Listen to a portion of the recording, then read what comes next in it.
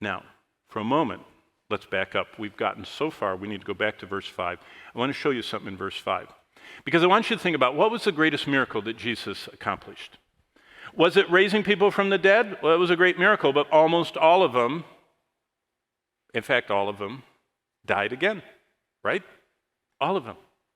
He healed them from death, but they died again. How about the people he fixed their eyes? Well, if they lived long enough, what happened? They didn't have glasses back then, they lost their sight. What about the people he gave their hearing back? If they lived long enough, that started wearing out. What about the people, you understand what I mean? All of Jesus' miracles, from the feeding of the 5,000 to the calming of the storm, to raising the dead, to fixing all the diseases in the eyes and the ears, all after a period of time wore out. The wine changed from water was gone. The food of the feeding of the 4,000 and 5,000 was gone. What's the only miracle of Jesus that never went away? It's right there. It's verse 5. Our greatest need isn't happiness or health or food. It's forgiveness. And that's the one miracle Jesus is still doing today. Verse 5. From Jesus Christ, the faithful witness, the firstborn from the dead, the ruler of the kings of the earth, him who loves us and washed us from our sins in his own blood. The miracle that's still going on today. Now, I'm not saying Jesus doesn't heal people. There aren't healers, but he still heals people. I'm not saying that Jesus doesn't perform miracles, because we're supposed to call unto him and he shows us great and mighty things we don't know. But he's not doing what he did during his earthly ministry, walking by and everybody that gets near him gets well. But you know what he's still doing? The greatest miracle.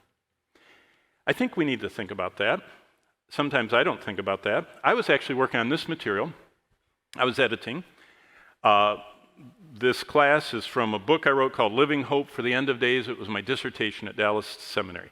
So I was editing that book into lessons, daily devotionals, and I was a pastor, and I would go every day to Starbucks, because if you stay in the church, people just come, and I had a policy, if anybody came, no matter who it was, I would meet with them, because the purpose is to minister to the flock. And so I would go on my lunch hour and not eat at the church, and I would go and just have a glass of vitamin C. Do you know what that is? They sell it at Starbucks, coffee.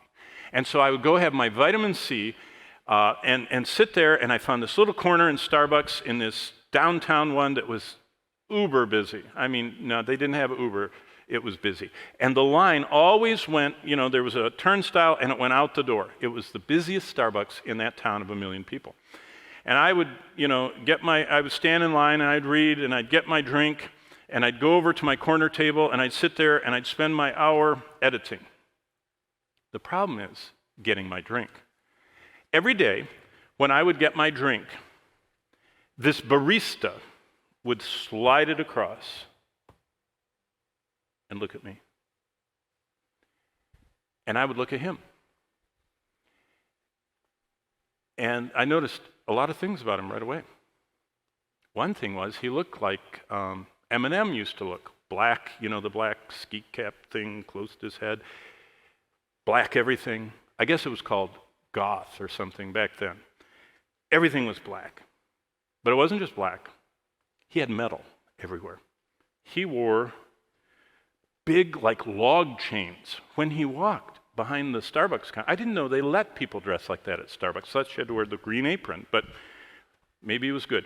Clink, clink, clink, his chains. He had studs, metal studs. They looked like alligators, teeth or something, all the way down his pants. He had so many piercings. His tongue was it looked like a pincushion, and everything about him was pierced, metal, chains, black. Great. I mean, that was him. I was studying Revelation, He's the barista. Every day, 5 days a week. Finally, one day I looked at him and I looked right into his eyes. His eyes were the whites of his eyes were this color. Actually, they were orange. Do any of you medical, you know what that is? It's called hyperbilirubinemia. That meant that his liver was no longer pulling the poisons out of his body, and they were building up in his body, and the first place it shows is in the whites of your eyes. You can always tell a heavy-duty drug user that's really ODing, like the Foo Fighter guy. If someone would have looked at his, the one that overdosed last month, the drummer, he would have had probably orange in his eyes because his body wasn't able to keep up with the poisons from all those chemicals. So here I am confronted with the fact I am studying the book of Revelation to teach to people, and I'm being slid a Starbucks by a guy who, when he looks at me, I can tell he's dying before my very eyes. Well, I have a policy. I won't witness to anybody on company time because it's like stealing from their employer, And so, like, I'll give a tract to a waitress, but you don't engage her in this 20-minute talk because someone's going to get upset. So I said, okay, Lord, I'm editing today, but I want to talk to that barista. And so if, when I get up to the counter and order, there's no one behind me, I'll keep my principle that I won't steal from the Starbucks by witnessing to their employees on work time. And so if no one's behind me, I'll witness to this guy. So I decided that I would look at his name tag. So the next day he went like this, looked at me with his orange eyes, Daniel. So I was ready. So I got my gospel tract that I always keep in my wallet, and I pulled it out. I wrote my name and my email address on it, and I got it all ready. And I got over to Starbucks, city of 1 million, that has a turnstile, and they're out the door. And I got in line, it was out the door, and I was reading and everything, and I kept reading, and I kept reading, and I kept reading, and I got up to the counter, and I made my order, and I went, there was no one behind me. It was I'd never been at Starbucks with no one behind me. I thought, wow, why don't I pray for more things? That's really great. So I got down there, and I thought, oh, now, and then they started coming in. I don't know whether there had been a light or whatever, but people started coming in, so I knew I only had a short time. And so I ordered my same thing, and I got down there, and I waited, and he went across, and I thought, how do you share the gospel in a very short time? So I looked at him, I said, hi, Daniel, and he went, his orange eyes got wider. You know my name? I said, yeah, Daniel, I've been here every day for like a month. I said, and Daniel, you know what? I saw your eyes. I said, Daniel, you're going to wake up one of these days in hell. I said, if you keep going the direction you're going, I said, you're going to hell. And I pulled out my gospel tract, and I said, and this is a Bible study that tells you how you can know Jesus Christ, who's still performing the miracle of forgiving, and he'll set you free. Well, how long did that take? 27 seconds?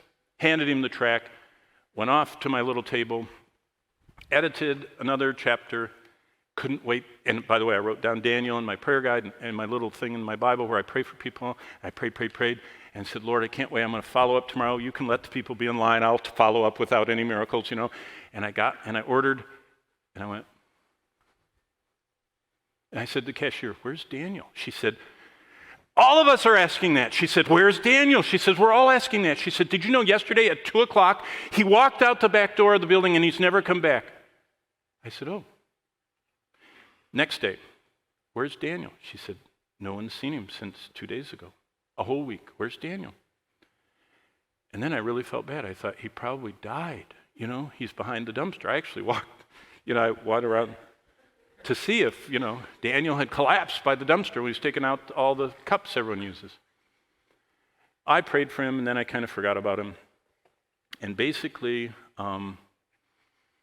about a year later, I was editing another book, and I was sitting in my corner, totally immersed, and all of a sudden I noticed out of my peripheral vision, someone was kind of edging up to my table, and my eyes, I didn't look at them, but I saw black, metal, chains, and I looked up, and the biggest smile you've ever seen, nothing else had changed.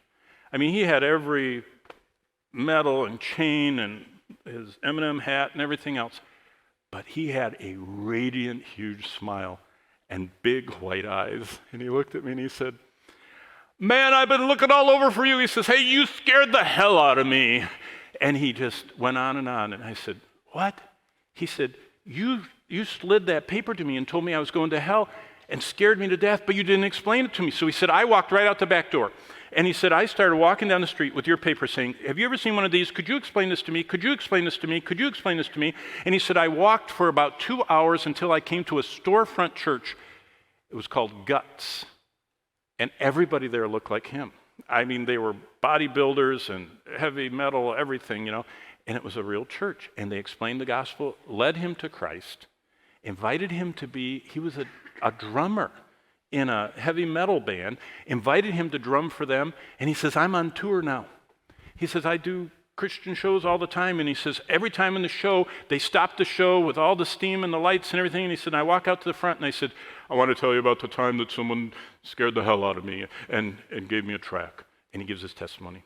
And I thought, wow, we never know the power of God unto salvation until we share it with people.